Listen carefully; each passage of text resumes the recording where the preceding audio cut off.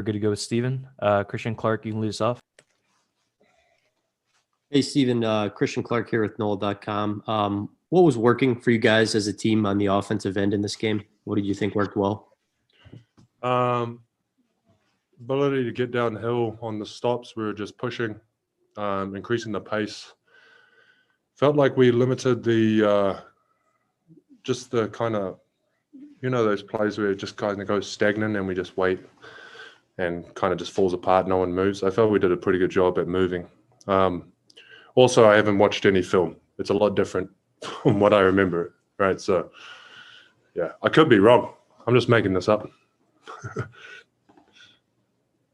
Hey, Steven, it's Andrew from ESPN. I guess kind of more along those lines, what do you think helped you guys be able to close this out? It seems like in the past few games, sometimes when the other team makes their comeback, the things seem to not go right for you guys, especially some of the younger ones. What went right in the late fourth quarter tonight? I think we were just making pretty good plays, kind of forcing them into shots we were taking. That we wanted them to take. Sorry, Fox, man, he played really well, bro.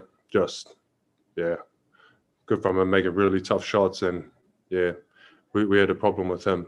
But I guess other than that, bro, we're just being super aggressive. But we still got a long way to go. I know we won, which is great, but it felt like more of a trading baskets sort of thing, which is not.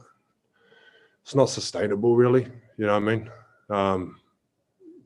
We just got to, focus more. But then again, bro, it is one of those things. It's a different team. It's a different challenge because they're a really good offensive team, play at great pace. So it's a good challenge on terms of our principles for defense, right? So, yeah, mate, we'll go to the drawing board.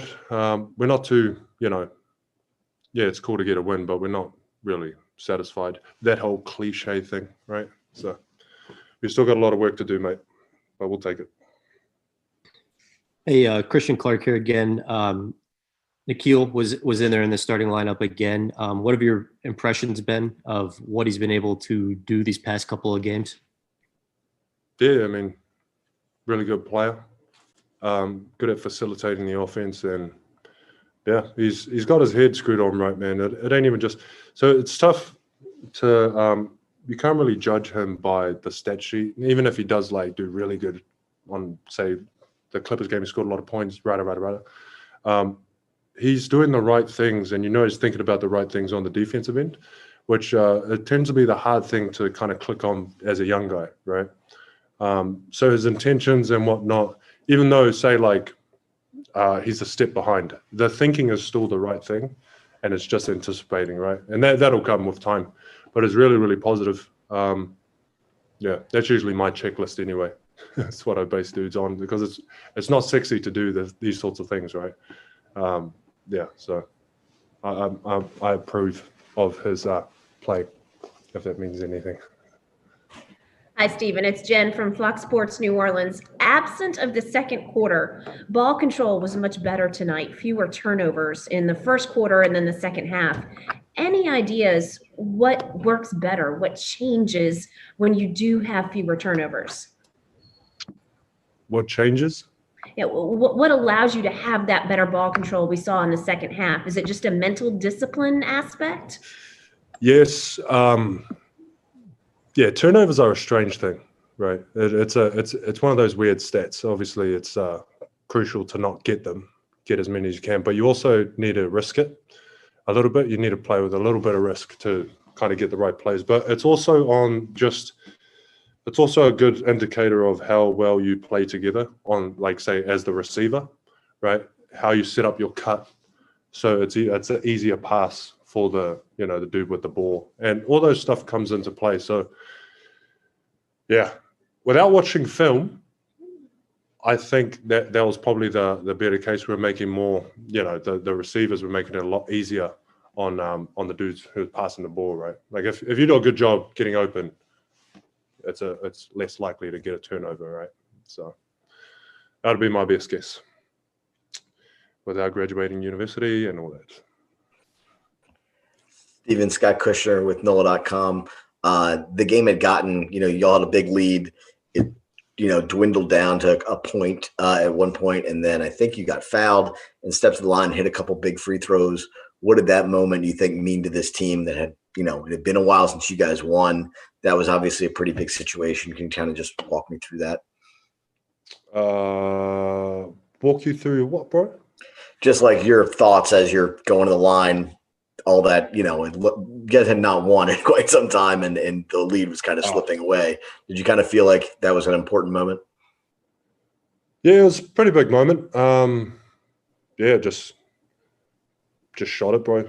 Not much behind it. Just kind of line it up, close your eyes, heave it up there, and hope for the best.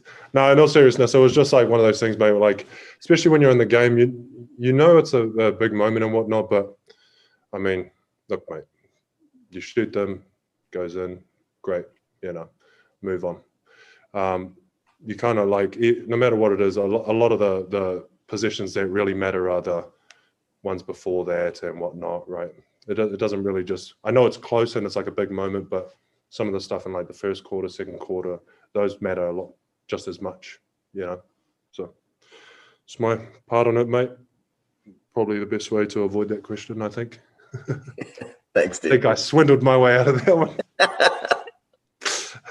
Hey, Stephen, it's Rachel Nichols from ESPN. Hope you're well. Yeah, cheers. Working on a Kobe Bryant project, and I'm asking guys what you remember about the first time you played against him. Yeah, I mean, I'm not sure if I could even do it any justice, really. I would say that he is one of the dudes where, like, the presence, from what I remember, like the presence and like I guess the command. It's very much real, and it's very different than any other player that I've come across, So other than that,